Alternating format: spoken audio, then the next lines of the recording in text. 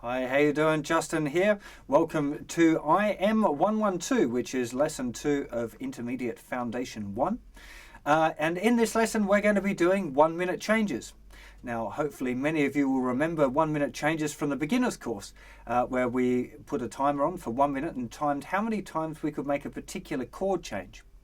Now, this first particular 1-minute changes we're doing in this course is a little bit different in that we're not actually going for speed now between the changes of 2 chords, because what I want to go through with you now is shifting bar chords. Now, I know you've just learned your bar chord and you probably get them together, but it's a really good idea that as you're learning and sliding them up and down the neck, practicing playing them and making them good, it's a good idea to learn how to shift them now. And it's quite simple, but one of those things that if you don't know the idea, I see that people doing it wrong all the time, so that's why we're looking at it.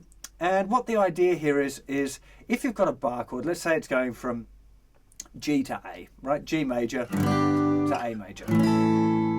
Now, a lot of times people feel that they're kind of pressing their bar chord down, they've checked it and they've got it all nice, they're playing their tune, and when it comes to doing the next chord, they try and shift it up and they keep all of that pressure on their hand. And when you do that, all your fingers kind of collapse. They all kind of fall on top of each other and they slip off the right string and all that sort of stuff. It gets really messy.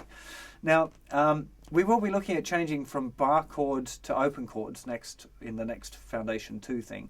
But for now, I want to get you doing this shifting your bar chords the right way. And the right way is very simple.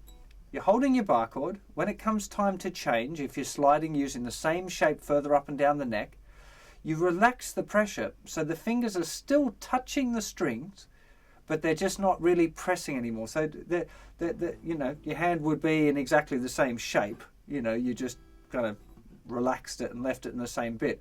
So that when you shift the chord, the fingers they're not kind of dragging on the string, because that's normally where the problem is, where the string kind of drags the fingers away and mutates the shape a little bit. So the idea is you're playing your chord, you want to change, relax, shift, and press again. And then you've got your new chord. Now let's go to a little close up and I'll just show you the wrong way and the right way to make sure that you understand exactly what I'm talking about.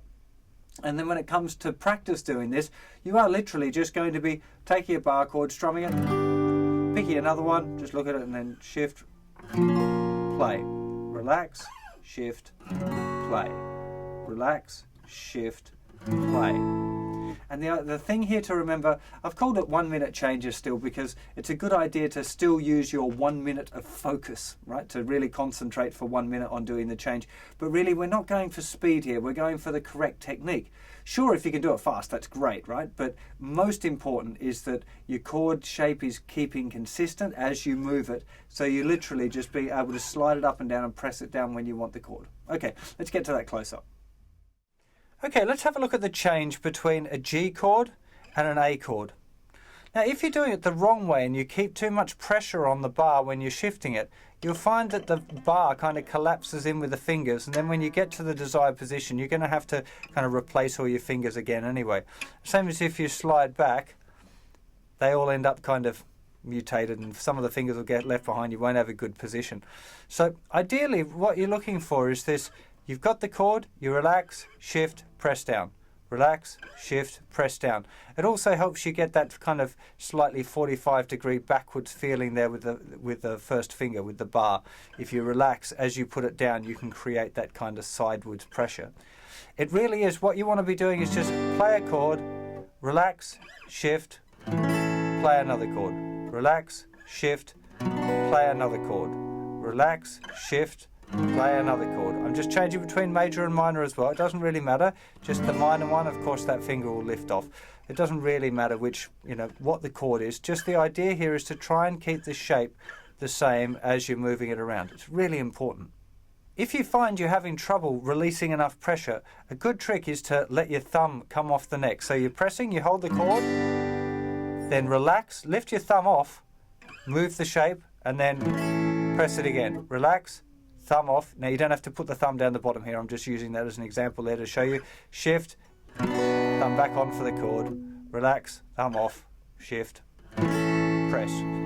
The fingers really don't lift off that much. They're still in contact. Every finger is still in contact with the strings all the time. So if I'm pressing and then I relax before the shift, it should be completely dead.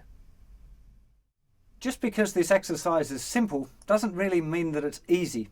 It's also a very important lesson, because this kind of hand control is going to help you with a whole heap of different guitar playing techniques, not just moving the bar chord. It's about keeping your hand in control enough to be in contact with the strings, but not pressing too hard, which you'll find will help with scales and more complex chord shifts later on. We'll definitely need it for the bar chords when we start looking at the A shape. So get used to it now. Every time when you're shifting that bar chord, try and get used to relaxing the hand, keeping the contact with the strings, shifting it, pressing it again for the chord. It's a fantastic little exercise, doing it for 5 times 1 minute each time, and just making sure for that 1 minute, instead of trying to do it as fast as possible, try and do it as good as possible. Really concentrate on getting your technique solid on that. Sure, if you want to get it faster, great, but make sure the technique is perfect first. Hope that helps you with your bar chord changes, and see you for another lesson real soon. Bye-bye.